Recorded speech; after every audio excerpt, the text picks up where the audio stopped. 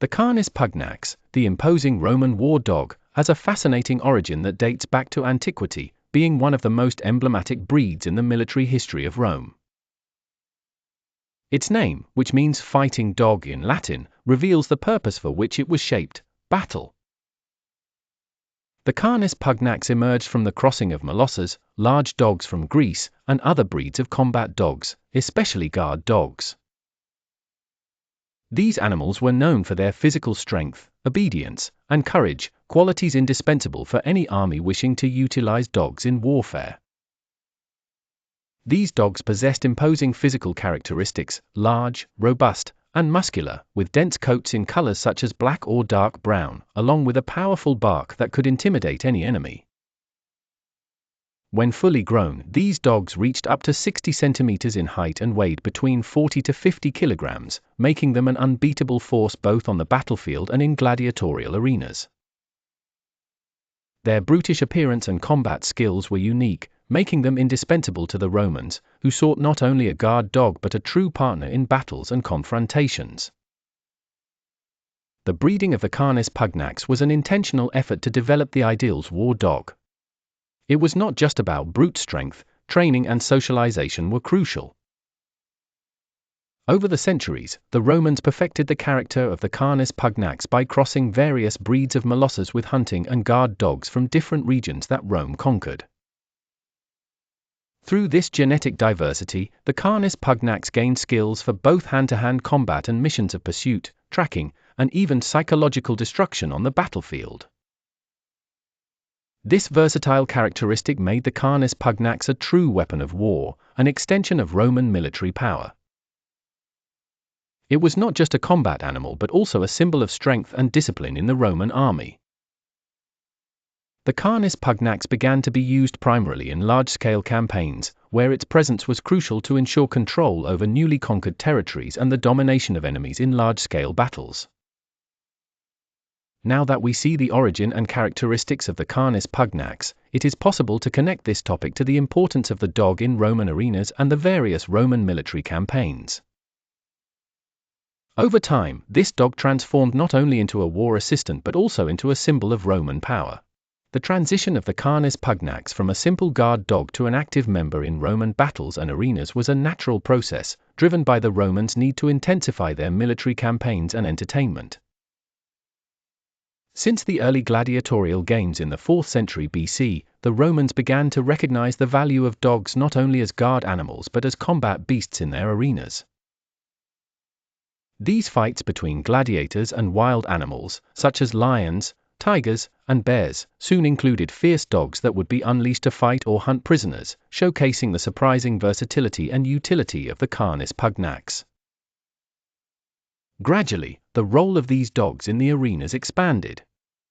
The Canis Pugnax became synonymous with strength and endurance, being one of the most feared dogs for its combat prowess. In the arenas, these dogs were used in various ways, whether in direct confrontations with other animals or even against human prisoners, usually condemned to death. The Roman tradition of showcasing fights to the death was not limited to human gladiators. The Canis Pugnax were unleashed to fight bulls, lions, and other large animals. This practice not only served to entertain the populace but also demonstrated the military might of Rome, showing that the city could control even the wildest animals. In addition to their direct participation in combat, the Canis Pugnax also served a role of intimidation. The mere presence of these dogs in the arenas and on the battlefields instilled terror, both in prisoners and in Rome's enemies. These dogs were trained to exhibit uncontrollable aggression and ferocity, becoming instruments of psychological fear. Many prisoners, knowing they could be thrown into the arena with a Canis Pugnax, feared the fight against these dogs more than against human gladiators. And this, of course, was part of the spectacle. The brutality of dog fights represented the peak of Roman cruelty and glory. But not everything was violence and death. The Canis Pugnax, although bred and trained to be combative, were also highly valued dogs. They were well cared for, fed the best available food, and even treated as family members by their owners. In ancient Rome, a well-trained combat dog was a symbol of status and wealth. Their prowess in the arenas not only guaranteed fame for the owner but also brought prestige in Roman society. This was reflected in the way these dogs were treated, with many being buried with great honors after death, in tombs and gravestones that attested to their importance. Moreover, the use of the Canis Pugnax in the arenas also highlighted how much the Romans valued loyalty and courage. These dogs, like Roman soldiers, were considered unbeatable warriors. The bond between man and dog, in this context, was not only one of practical utility but also of mutual respect. The training of the Canis Pugnax in the arenas aimed not only to develop their combat skills but also to ensure their obedience and understanding of the commands given by their trainers. Just like gladiators, these dogs underwent intense physical and mental preparation to ensure they excelled in the arenas and, in doing so, contributed to the greatness of Rome. The relationship between the Canis Pugnax and the Roman army evolved significantly over time. Initially, these dogs were used in minor military activities, such as guarding camps and tracking enemies, but with the increasing complexity of Roman campaigns, the role of the Canis Pugnax expanded. At first, the Romans became aware of the use of dogs in combat through interactions with other cultures, such as the Germans and Gauls, who already employed war dogs in their battles. The Romans, always attentive to innovations that could enhance their military strength, soon recognized the potential of these dogs. One of the reasons the Canis Pugnax was incorporated into the Roman army was its impressive ability to cover great distances, making it ideal for the long marches of the Roman legions. Roman soldiers were known for their endurance, marching up to 35 kilometers a day with heavy loads on their backs. The Canis Pugnax, with its strength and stamina, adapted perfectly to this pace. The dogs became an integral part of Roman military logistics, accompanying the legions on exhausting journeys and acting as sentinels, ensuring that the camps were always protected against surprise attacks. Moreover, these dogs played a crucial role in the construction and dismantling of camps, moments considered extremely vulnerable for the Roman legions. During these phases, the Canis Pugnax stood guard, alerting the legionaries to any suspicious movement around the camp. This constant vigilance provided the Romans with a sense of security during the most critical periods of war. The Canis Pugnax, with its ability to adapt to the environment and withstand different weather conditions, became indispensable for protecting the soldiers. The use of the Canis Pugnax in the Roman army was not limited to guarding and surveillance.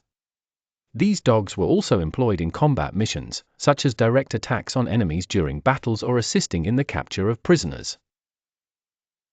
In various campaigns, the Romans used dogs to pursue and capture fugitives or fleeing enemies. The presence of the Canis Pugnax on the battlefield was a formidable psychological weapon, as its fierce barking and aggressive behavior intimidated enemy troops. However, training the Canis Pugnax for these military functions was no easy task. The dogs needed to be taught to distinguish allies from enemies, which required hard work in socialization and training. The Canis Pugnax were trained to respond to specific commands, such as attack, stop, or retreat, ensuring that they followed their owner's orders and did not mistakenly attack allies. This rigorous training made the Roman war dogs as effective as human soldiers. Throughout the campaigns, the Romans adapted the use of the Canis Pugnax for different scenarios and battlefronts. During the conquest of Gaul, for example, they faced war dogs used by the Gauls, and instead of fighting these animals, they began to integrate more war dogs into their own army.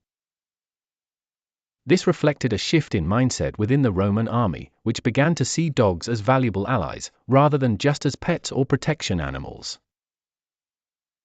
Thus, the Canis Pugnax became a vital piece in the Roman strategic puzzle, playing multiple roles that ranged from intimidation to practical assistance on the battlefield. The training and formation of the Canis Pugnax were of fundamental importance for success in battles and missions. These dogs were not just brutish and aggressive animals, they needed to be adapted to the Roman military discipline, which required absolute obedience. The training process involved a series of rigorous steps to ensure that the dogs could distinguish allies from enemies, something essential on the battlefield. Unlike other war dogs of barbarian peoples, which attacked anyone who was not their owner, the Canis Pugnax had to be able to recognize specific commands. The training involved familiarizing the dogs with the legionaries, who needed to spend enough time with them to ensure that the animals accepted their presence without hesitation. This bond was essential for the dogs to obey verbal commands such as attack, stop, return, and protect. The socialization process was so rigorous that even the soldiers had to be highly trained to communicate effectively with the dogs. In the case of a wrong or confusing command, the mission could be compromised, making communication between human and animal a critical point. Furthermore, the physical training of the dogs involved endurance and resilience to stressful situations, something vital for their survival during long movements or intense battles. The Canis Pugnax needed to be able to cover great distances, carry their own loads, and act as sentinels.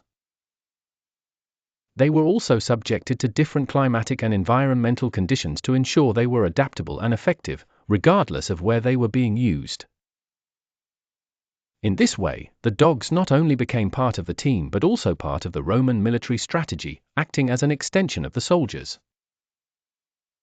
The training of these dogs was so detailed and demanding that the Romans even designated a type of officer to specifically handle the Canis Pugnax. These specialists were responsible for training the dogs, ensuring they followed commands, and also that the animals were in good physical and mental condition. During the longer campaigns, these trainers became an essential part of military logistics, managing both the dogs and the resources necessary for their feeding and well-being. This meticulous care demonstrated the strategic importance of the Canis Pugnax to the Roman legions. In addition to the physical and disciplinary aspects, the training also involved the use of incentives, such as food rewards, to reinforce desirable behaviors, making the process more effective. Over time, the Canis Pugnax were adapted to different types of combat. The training of such dogs not only prepared them to fight but also educated them to act with precision and loyalty, reflecting the rigorous discipline of the Roman army. The role of Canis Pugnax within the Roman legions went far beyond mere mascots or instruments of war. They were an organic part of the Roman military machine, acting as extensions of the soldiers themselves. During the daily movements of the troops, which could cover up to 35 kilometers over difficult terrain, the dogs marched alongside the legionaries, enduring weight, fatigue, and the elements. In these journeys, they served as an early warning system against ambushes, sniffing out enemies or hidden threats before human eyes could detect them. This made them a kind of a living security system for the army. During the construction of camps, known as castra, which needed to be erected and dismantled every day, the Canis Pugnax played an essential role in surveillance. These moments were particularly dangerous, as soldiers were vulnerable while digging trenches, setting up tents, and organizing supplies. The dogs were positioned at strategic points, patrolling the edges of the terrain. The dogs issued audible alerts at the slightest sign of approach, allowing soldiers to focus on their tasks, trusting that they would be protected against surprise attacks. Many accounts suggest that this constant vigilance saved countless lives during prolonged campaigns. Moreover, the Canis Pugnax were also employed as trackers. In missions where prisoners escaped or spies attempted to infiltrate, these dogs were released for pursuit. Their keen sense of smell allowed them to identify trails that men could not perceive. They were also used in nighttime operations, where silence and discretion were crucial. Capable of sniffing and advancing without barking, the Canis Pugnax could locate danger spots and return with signals to their handlers. This made them valuable not only in defense but also in attack and military intelligence. During field battles, when authorized to participate directly in combat, these dogs were unleashed against the enemy front line. Their psychological impact was enormous, seeing a pack of muscular dogs, clad in leather and metal armor, charging toward soldiers caused panic even among the most experienced warriors. Many abandoned their positions merely at the approach of these animals, facilitating the Roman advance. At the same time, the dogs were trained not to break formation, returning as soon as the combat ended or when called back. This level of control in the field was the result of intensive training and mutual trust between soldiers and animals. Finally, the Canis Pugnax also had an emotional function within the troops. Amid the harshness of military life, the longing for home, and the constant weight of death, these dogs provided a form of relief and bonding. They were seen as part of the legionary family, receiving care, affection, and even honors when they died. Dog graves found in Roman archaeological sites with inscriptions and headstones show their importance. Their importance transcended utilitarian warfare. They were companions, protectors, and four-legged soldiers. Despite the prominent presence of Canis Pugnax in Roman ranks, there is a notable lack of formal records regarding their systematic use in battles. Unlike the abundant accounts that exalt their feats in arenas and their role as guardians in camps, classical authors rarely mention the direct participation of these dogs in large-scale confrontations. This raises an important hypothesis: perhaps their employment as a weapon of war was not as frequent as imagined, or simply the chroniclers of the time did not consider it relevant to document the actions of animals on the battlefield. A clear example of this omission can be seen in the texts of Tacitus, a Roman historian who meticulously describes the organization of legions but dedicates very few words to dogs. When mentioned, they generally appear as sentinels or instruments of intimidation and pursuit of prisoners. This scarcity of records may be attributed to the fact that Romans valued the deeds of men, especially generals and emperors, more highly, and relegated dogs to a secondary role, even though they were vital in many aspects of military life. In comparison, the Greeks seem to have paid more attention to the role of dogs in their armies. There are detailed descriptions of dogs used in ambushes, tracking, and as defenders of camps. Kings like Philip II of Macedon and Alexander the Great are often depicted accompanied by brave dogs, treated almost as heroes. This demonstrates a cultural difference in recognizing the importance of animals in military operations. While the Greeks celebrated them, the Romans used them silently. Even with this absence in historical annals, archaeological vestiges, inscriptions on tombs, and reliefs carved on monuments, such as the column of Marcus Aurelius, confirm that Canis Pugnax were present in military campaigns. In some scenes, it is possible to see canine figures alongside marching soldiers, reinforcing the idea that their participation was real, even if ignored by chroniclers. It is as if these dogs had fought battles forgotten by time, but not by the ground where their traces were marked. The daily life of the Canis Pugnax in the Roman legions was anything but ordinary. These dogs were not merely part of the security apparatus, they were functional and disciplined members of the military structure. Each day involved not only patrols around the castra, military camps, but also long movements that required physical endurance and an almost symbiotic coexistence with the soldiers. They ate alongside the legionaries, slept close to the tents, and participated in formations and marches.